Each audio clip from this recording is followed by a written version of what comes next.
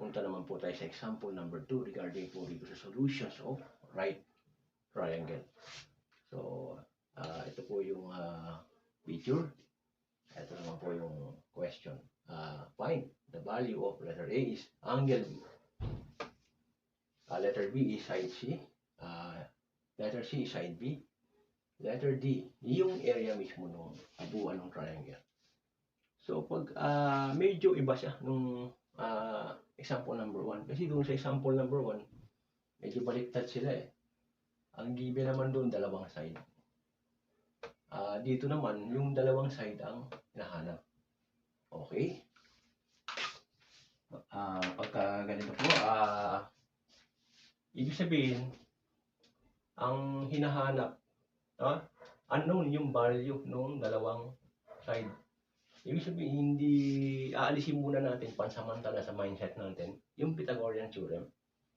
Instead, yung gagamitin natin dito yung trigonometric function. Therefore, para makuha natin yung side C, sine of 22.619 equivalent to yung opposite side. Opposite side is 5 over hypotenuse C. Therefore, pagka ganito, pwede natin interchange to eh. Yung sine 22.619 saka C. Therefore, mangyari po ay C equals to 5 over sine of 22.619. Tuloy na lang natin dito. Therefore, C is equivalent to 5 over, kailangan talaga calculator. Sine of, makita, 22.619. Ang sabi rito is 0.3846. 0.3846. Therefore, mangyari ay 5 divided by 0.3846 is equivalent to 30. Therefore, mapapansin natin, dalawa na yung side. So, kung dalawa na yung side, pwede natin ipasok sa eksena yung Pythagorean theorem.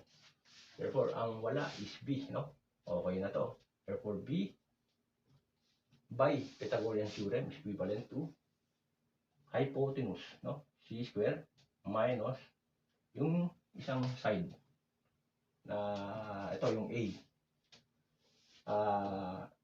A square is 5 square. Therefore, yung C natin ay 13. Mangyari po ay 13 square is siguro 13 times 30 lang. 169 minus 25 equivalent to 144. Therefore, B is equals to 12. Okay na yung tatlo. Since given naman yung dalawang angle, therefore pwede natin mahanap yung B. Therefore, B equals to 180 minus 90 minus 22.619. Kalabasan ay 180.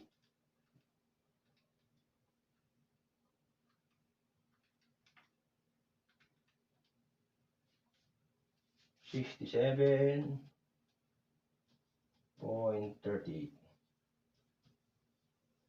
Punta naman tayo sa letter D, yung area. So, alam natin na yung area may formula, no? Ang pag-right triangle is 1/2 times the product of its legs.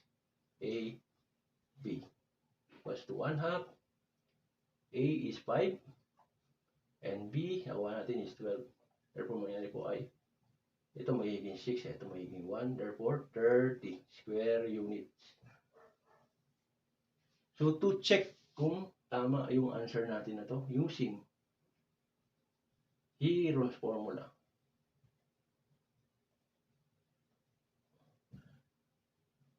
A, square root of S minus A, S minus B, and S minus C. Where S, yung semi-perimeter of a triangle, equals to A plus B plus C over 2 equals to 5 plus 12 plus 13 over 2.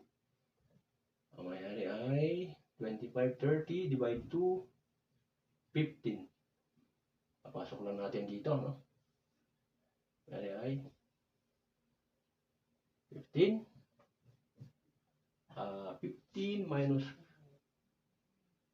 15 minus unahin natin sa 13. No? At 2. 15 minus 13, 2. Then 15 minus 12 is 3. Then 15 minus 5 is, mali lang, magiging 10 eh. So multiply natin sila. Ayan ay 15 times 2 times 3 times 10 square root of 900. Therefore, malinaw, square root of 900 equals to 30 square units. Kumbaga, pinalabas natin sa dalawang pamamaraan. So, makaka-check tayo na yung answer natin doon sa area item. Mamaya po, exact number 2, number 3 naman po tayo. Thank you.